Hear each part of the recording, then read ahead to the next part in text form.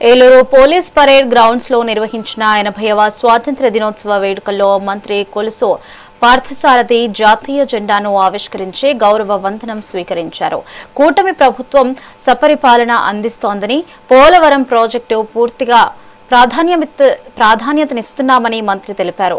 అన్నదాత సుఖీభవ కింద 1.60 లక్షల మందికి పైగా రైతులకు 106.29 కోట్లు జమ చేశామని అన్నారు. మత్స్యకార సేవా సహాయాన్ని 20,000కు పెంచామని చెప్పారు.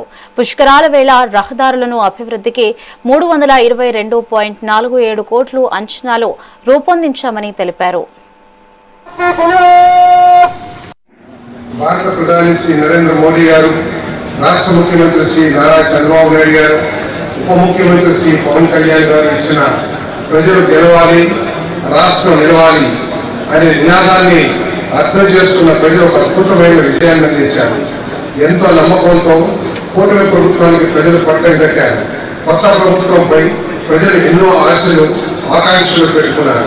ప్రజలు అందించిన విజయాన్ని బాధ్యతగా భావించి ప్రజల ఆశలు, ఆకాంక్షలు నెరవేర్చేందుకు కూటమి ప్రభుత్వం దృఢ సంకల్పంతో ముందుకు వెళ్తుంది.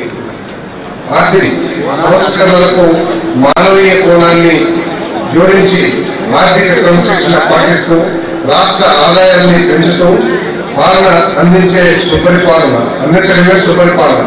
అలాంటి సుపరిపాలనకు తొలి రోజు నుండి నాంది పలికింది మన ప్రభుత్వం. సంక్షేమం, అభివృద్ధి పాలనకు శ్రీకారం పెట్టింది మన మంచి ప్రభుత్వం.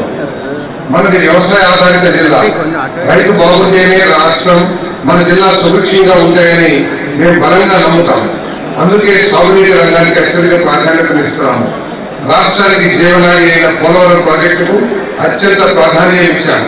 కూటమి ప్రభుత్వం ఏర్పడినప్పటి నుండి తిరిగి పోలవరం పనులు పునర్జీవం పొందాయి.